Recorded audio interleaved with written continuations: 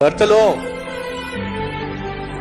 నీ భార్య అందంగా ఉన్నప్పుడు, ఆరోగ్యంగా ఉన్నప్పుడు, దేవతలా ఉన్నావు అని మెచ్చుకోవడం కాదు.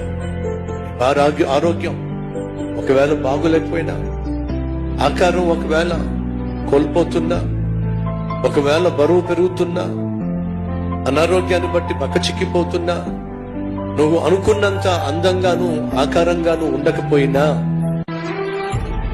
నీ భార్యను ప్రేమించాల్సినటువంటి బాధ్యత నీకుంది.